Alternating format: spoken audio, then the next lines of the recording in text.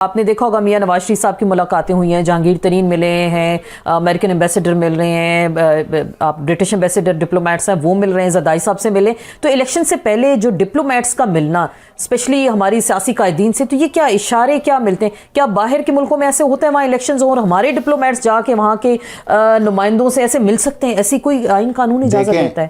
باہر کے ملک کی تو یہ صورتحال ہے کہ آپ کا ایک سیٹنگ وزیر اعظم شاہد حقان عباسی امریکہ جا رہا تھا، بالکل، اور امریکی ایئرپورٹ کے ساتھ آپ کی سیٹنگ پرائم منسٹر کے ساتھ انہوں نے جو حرکت کی تھی اور پھر جس طرح اس کی ریکارڈنگ کر لی اور اسے جس طرح پبلک کر لیا آپ کے ساتھ، تو باہر یہ صورتحال آپ کے وزیر اعظم. لیکن یہاں جو امریکی ایمبیسیڈر بیٹھا ہوا ہے وہ تو وائسرائے ہے.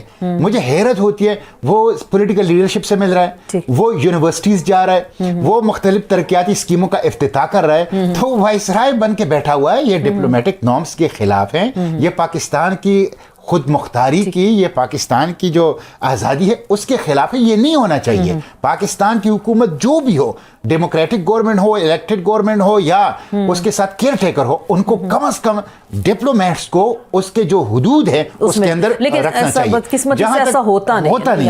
جہاں تک آپ نواز شریف کی بات کی دیکھیں، اس وقت تو ان کو ایک ایسا پروٹوکول دیا جا رہا ہے کہ عوام کو باور کرایا جا رہا ہے کہ ان کو آپ کے کندھوں پر مسلط کیا جا رہا ہے.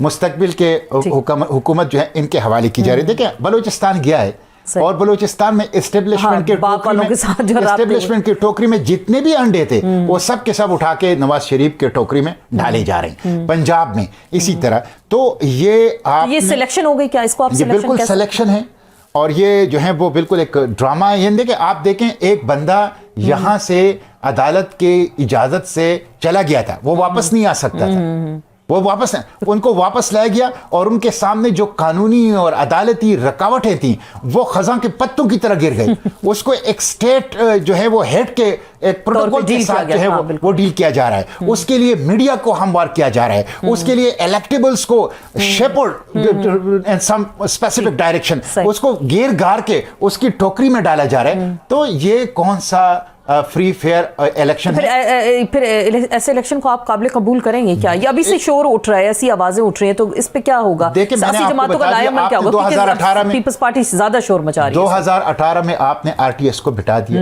اور 2018 میں آپ نے الیکشن کو متنازع بنا دیا، آپ نے نتیجے چینج کر لیے. تو اس کے نتیجے میں کیا ہوا؟ کسی نے اس الیکشن کو تسلیم نہیں کیا. اس الیکشن کا تو ابھی انعقاد ہی نہیں ہوا ہے کہ آپ نے دیکھیں، ایک تو جو کانسٹیٹیوشن کے آرٹیکل 224 کہتے تھے آپ نے ود ان 90 ڈیز میں کر دیا. وہ تو نہیں، وہ تو چلیں، وہ تو وائلیشن آپ نے ایک شخص کے لیے، ایک پارٹی کے لیے دستور سے انحراف کر لیا اور اس کو ڈیلے کر دیا.